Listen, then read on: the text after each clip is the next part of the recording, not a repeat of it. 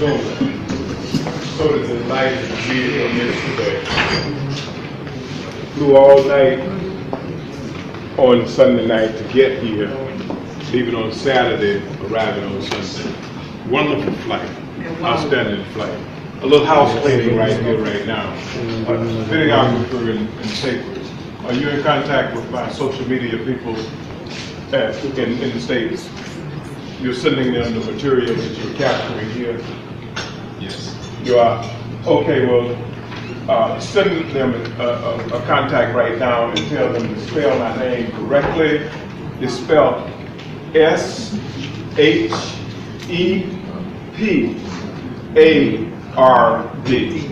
See, because they'll put captions on there, it'll be on Facebook, it'll be on LinkedIn, it'll be everywhere.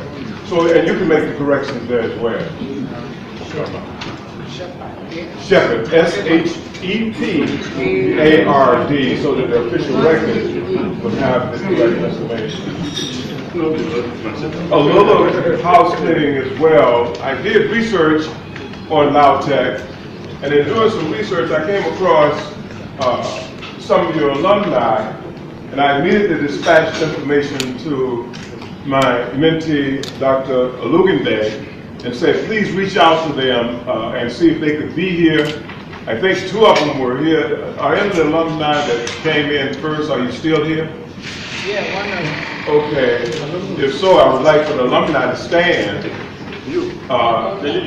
Yeah, if you would just let the audience know what the entrepreneurial business is that you are in. Just a minute. What are you doing? Okay, I'm the entrepreneur. My name is Oluyomi Ojo, and I run an online print shop. So we merge e-commerce with printing. If you know the company called Vista Print, yes, we are the Vista Print of Africa. Okay, you can take a seat. Yeah. And you? Yeah, so my name is Jerry Ladilu. I run a part-time entrepreneurship program, but then I'm into more of community development, trying to also help the undergraduates, understand how they can choose a career path in the media and advertising space, and I work with Guardian.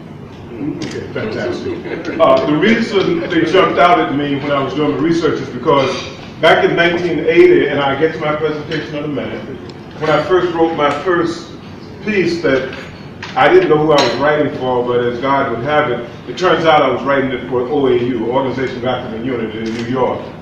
And when they got my writing, they sent for me to come and explain a little more about what I was talking about. And the bottom line was two things: self-sufficiency and self-reliance. Two things I was talking about in my document. And when I saw these two gentlemen here, it took me all the way back to 1981 when I was standing in New York talking to OAU, and it eventually turned into a consultant assignment for 3 years working through the UNDP, United Nations Development Program. And when I saw that they are creating businesses on the ground here, and they are LAUTECH students, I said, please, if they could come, that would be great. So I'm delighted to see both of you here. I thank Almighty God for His traveling mercies to get here to stand before you today.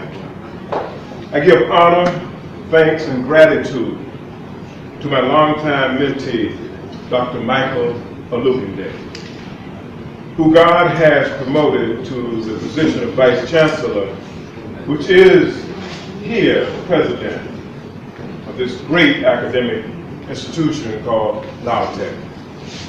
I also thank all of the others who worked with Dr. Alugunde to make my being here possible. I also want to thank my family, my wife in her absence, and my children for believing in a vision that was cast so long ago, which bore the fruit that has brought us together today for this moment in time. I would be remiss if I did not acknowledge gratitude to my graduate school alma mater, Howard University, for believing in the vision that was brought to them. And while they didn't understand and couldn't capture that vision at the time, Howard stepped aside and said, what we'll do is we will give you a space so that you can have the opportunity to just run with this vision that you have and see what would happen at the end. So here I stand, nearly 35 years later, by the grace and mercy of Almighty God. Today reminds me of the fulfillment of the prophet Habakkuk, whose words are found in chapter 2, verses 2 and 3 of the Holy Bible. Habakkuk says this: write the vision and make it plain upon the tables, that he may run that readeth it. He went on to say in verse 3, for the vision is yet for an appointed time, but at the end it shall speak and not lie. Though it tarry, wait for it, because it will surely come. It will not tarry. The prophet says, though it, the vision, tarry, wait for it, because it will surely come. Therefore, I stand before you today to say that nearly 35 years have passed since the vision was cast, and though it seemed to me that it was tarrying, deep in my soul, I believe today that the vision has come to pass through the purpose for which we are gathered. So I will use the next few minutes to speak from what I have titled The Future of Higher Education, an Indigenous Perspective, LAUTECH. When the term future is used, one is speaking of a time that has not yet arrived, but is still somewhere out in the future to come. Since the time still remains somewhere out there, forecasters use the present time to predict what will be ushered in when the future time does arrive. Predictions, forecasts, they fit the characteristics of speaking in prophecy. If a child of God is the one speaking about the future, then that individual should be speaking about the revelations given to him or her by Almighty God. And therefore, the future that is being predicted by this particular individual comes from the perspective of them being able to see as God sees. Before talking about the forecast of higher education from the perspective of LAUTECH, I went and did my research and believe that it's useful that we have got to examine the predictions on the future of higher education coming from a global perspective. According to most mainstream reporting coming from all sectors of the globe on the subject, it is predicted that current innovation and emerging technologies will have a tremendous influence on the future of higher education, and in fact, will change the course of higher education forever. The innovative areas changing higher education includes, number one, artificial intelligence, known as AI, for short. Virtual reality, known as VR, for short. Augmented reality, AR, for short. Bots, short for robotics. And e-learning and online learning with massive online courses, MOOC, at the forefront. It is important to note here that the most influential universities and organizations around the world, they are the ones that are setting this agenda that I just read for you. LAUTECH is not setting it. The historically black colleges and universities that I deal with and have dealt with over my lifetime, they are not setting it. And all you have to do is Google to see who's setting it. MIT, Harvard, Yale, Oxford, University of Cape Town, if you want to take one on the African continent, University of Cape Town in South Africa, but not so. I wanted to take a look at the global perspective of people who are setting an agenda, and what we got to really wrestle with here in this room today is that they title it "Setting the Agenda and Changing the Course of Higher Education Forever." I want you to remember that as we go today, forever. These world-renowned and influential educational institutions are engaging these innovative technologies right now in their delivery of higher education globally.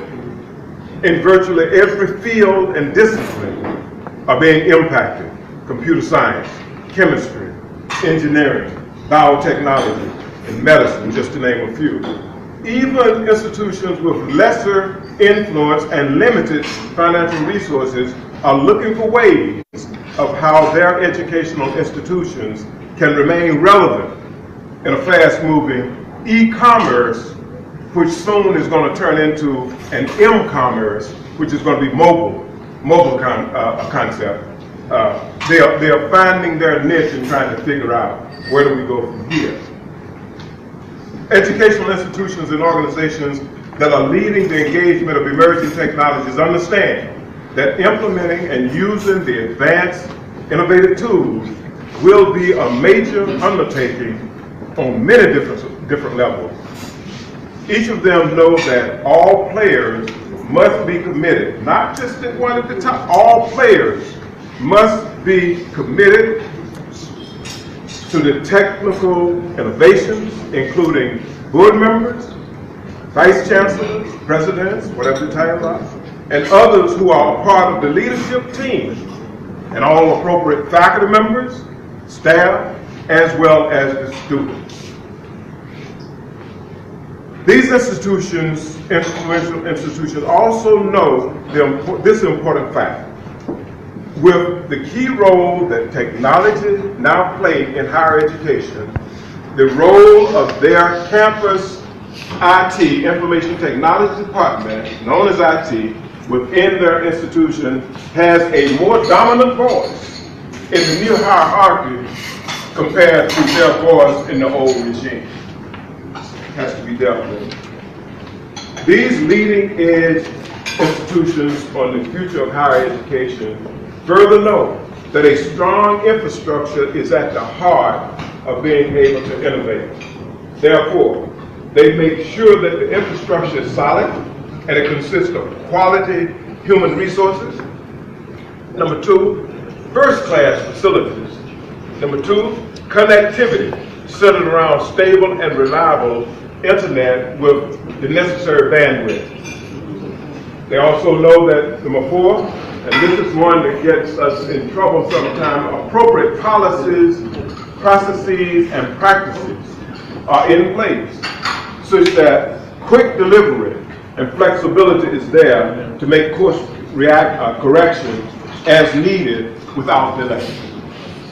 Technology requires money, and influential institutions and organizations make substantial financial investment required to engage in innovation, technology now, and those that are emerging on the horizon.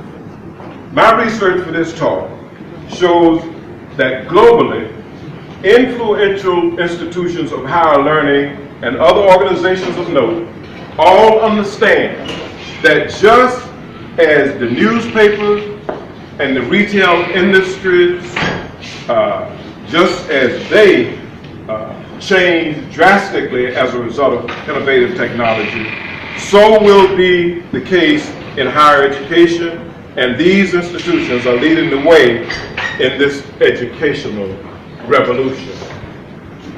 With that opening, I want to go here and let's look at what we tried to pull together for your purposes today. You can open that up. Open the screen.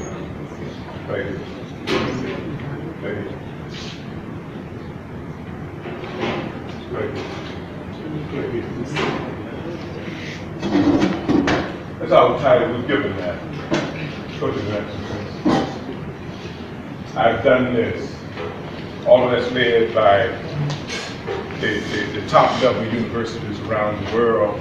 And then where I come from, also major national laboratories, like you probably heard of Los Alamos, Sandia, Lawrence Livermore National Laboratory. All of these, and these labs do the research at the highest level, where nothing goes on in research in the world without it passing through their gates. Next slide. So influential institutions who are established in this, I just said, they looked and saw what was happening in the newspaper industry, they looked and saw what was happening in the retail industry and other industries, and made a declaration that higher education has got to catch up. And so Dr. Louis said if you could focus your mind around this, this might be of help to us today. Next slide. So let's look at LAUTECH's vision. Engagement of technology enabling tools. Now you know, go back one, please. Go back a couple. LAUTECH is not looking at all of this. All of this was put together by dominant institutions around the world. Boiled down to LAUTECH, put it next to it. LAUTECH feels, and as this presentation goes on, I think I agree with LAUTECH, that internet connectivity, virtual and augmented reality, and computer and mobile technologies are three out of that smorgasbord of innovative technologies that LAUTECH is perfectly positioned to play at a high level game. So the reality of LAUTECH's vision will be based on the strength of, and this is in quotation marks for a purpose, its current infrastructure. And what follows is what I call an infrastructure analysis. And this is an analysis that I'm going to step through, and this analysis comes from your website. That's where it comes from. And your website is the foundation for what you're going to see here. Next slide. When I looked at all of these 7 faculties, I said, boy, LAUTECH, they really got it. They really got it going on. In fact, we're trying to, I met with a couple of presidents of historically black colleges before I came here. And I said, look, where I'm going. I said, I know y'all have curriculums on a bunch of stuff all over the place. I said, where I'm going, it's all science and tech. And I said, if we're going to have any kind of partnerships built between you guys and this school, you better get your A game together, because LAUTECH is not playing. And I know you're not playing because I backed that up by reading some of your inaugural addresses. You got people here that are doing some serious work next year. And I looked at and studied the Google Scholars you got. My goodness, I said, I could take just the Google Scholars here, and we could run with anybody in the world. That is, and it's a caveat that we all got to recognize. I can put anything on the web. That is, if it's believable in terms of what I'm reading. I choose to believe that it is. So when I studied the Google Scholars, I said, LAUTECH definitely can meet the vision that the new leader had of using this connectivity, internet, virtual reality, as well as mobile technology and computer science. Next slide. When I went and looked at the research grant publications from 2013 to 16, when I looked at that, I said, I don't know who's harnessing this and pulling it together, but it's there. I said, it's there, and I don't know how the packages are done. Let me stop for a moment here and tell you my background. I come straight out of research. And I know for a fact, the universities in America that I'm familiar with, they are run on soft money. What do I mean by soft money? They are run on grants. In fact, the whole staff, everybody's paid. If the grants go away, yeah, they have to go find another job. Just the way, the nature of the way it is. But I'm telling you right now, the 25% indirect cost rate for the university, 25% of $1 million, that's $250,000 that goes to get it for running the university. And when you start going up to 10 million, that's 2.5 and all this kind of stuff. So any major university that you've ever seen, they run on indirect costs. That's why STEM is so important, because everybody in a room can't be sitting there on equal plane if the dean of education, there's no solicitations for them to write to, and then you have a dean of the STEM department that's bringing in tons of money that's holding up the foundation of the university from the type of soft money that makes the university run. Because if the university is not a land grant college, it's not a line item written, and I'm speaking from America now, but I think it may be applicable here.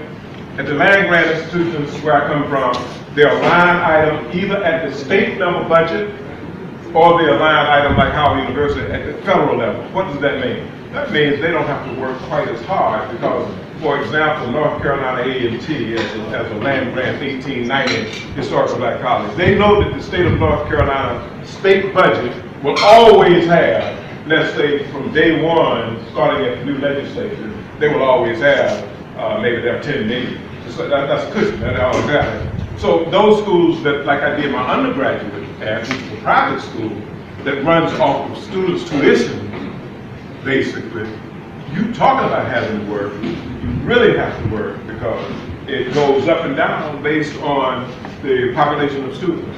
And don't let your student enrollment go down. You really have to do some heavy lifting. So with your publications, packaging that together, we know we got some speculation. When I looked at nanotechnology research, I said, my goodness, it's here. It's here, and all we got to do is package this. So, but I drill down, next slide, into your workshop and conferences. I had a problem when I got here. I had a problem. And not so much problem with the work that was being done, but problem with the fact that it was all, okay, it's a prospect for Africa, so that is correct. But somehow or another, we have to break, this young lady is from Malaysia, University of Malaysia. We've got to cast a wider net. A wider net got to be cast so that it's not just us talking to each other, it's not just me talking to my family about all the great things I'm doing, but the world is talking about what you're doing here. And based on that, we got to bring in these type workshops. It's only the second, but we got to bring in people from other universities around the world, and then also other universities around in the Nigeria area as well. Next slide. The MIT course, or the MOOC. Next slide. Coupled with your learning resources, the MIT coursework, your virtual work there, your academic, your Google app. Next slide. Your connectivity with this right here suggests that you're already connected. Therefore, the cable that was run on the line to increase the bandwidth of universities like yours on this side of the Atlantic Ocean, I know you're connected to those pipelines, so you have the capacity and capability to do in concert with here. But I like how you're doing it in the sense that you're not putting all of your eggs here because, you see that word free? I wouldn't want LAUTECH to get too comfortable with this right here, because free can go away just as fast as it can. And then sometimes we can get ourselves in a position where we have built our foundation around the free, but then what happens when free leaves? Or what happens if free doesn't leave, but if free has a license or some kind of fee structure that they attach to it that make you wish that it would. Next slide. I just had to stop with all of the partnerships that you have with universities around the world. This is just a small portion of counseling. This is just a small, and it's on your website. This is just a small portion. Next time. So engage in enabling internet tools. Now, based on the results of the infrastructure analysis that I did, that I just showed with you, I believe that LAUTECH's current infrastructure, the current which I'm defining as your local resources and local facilities, and local is important. It's important because what we're saying is, you know your landscape better than I do, better than MIT, but we always need to balance the foreign input with what you have internally. But local here is what the driver is. And it can support the implementation of an innovative enabling tool for the future of higher education in its region. Next slide. Engaging these tools, our results, the infrastructure analysis results says yes, but here are some factors. Leadership has got to be committed, and leadership is a team effort. And the team effort is defined by following the vision of the leader. The IT department, information technology department is going to have to be more relied on, and it's going to have a louder voice in the future, and you can't leave it to your individual department without be able to do that. Stable internet connectivity. It's got to be stable. It can't be up and down.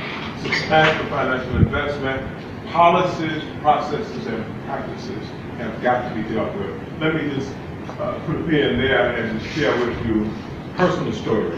So I was running an organization, and I was dealing with a collection of historically black colleges and universities, and we wanted this big grant from the Department of Energy. And I needed one of the faculty members, I won't call the school's name, and his resume suggested that he was perfectly suited for that particular side. So I wrote in the grant that from my budget, I would pay him $30,000 from my budget.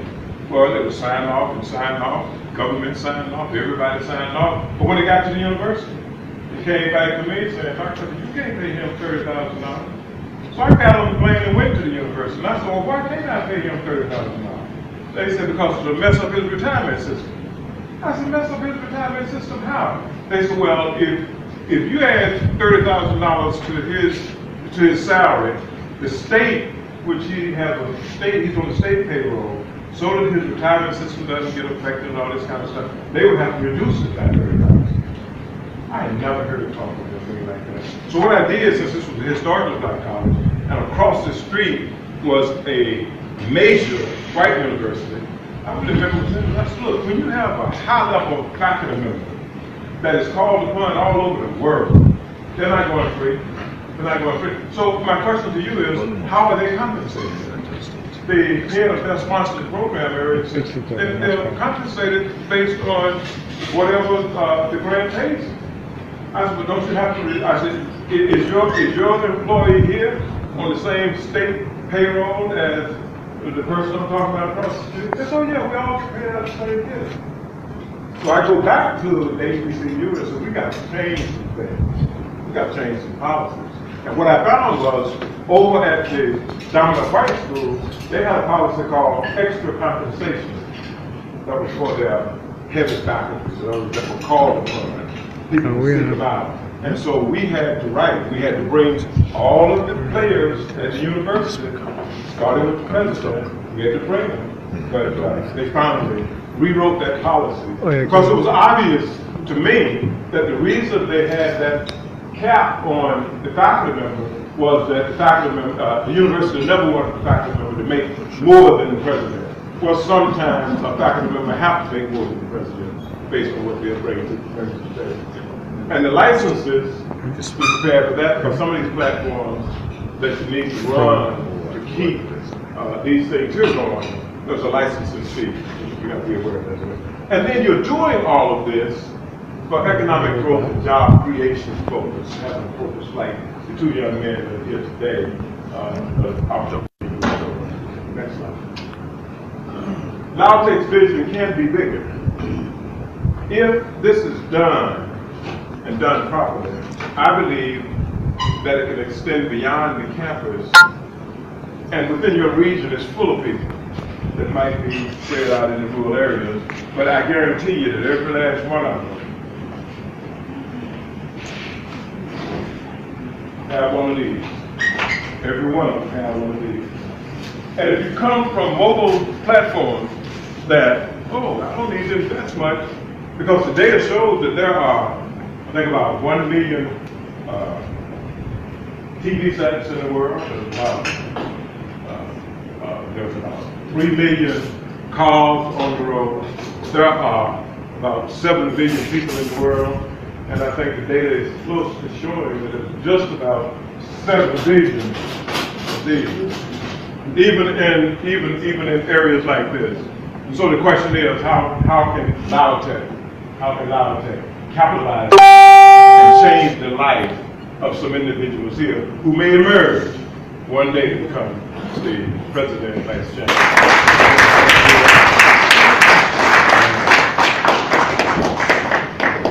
Thank you very much, Professor. We have time for questions later at the end. Okay. But because I know some of us want to leave, I don't really want to take the floor now.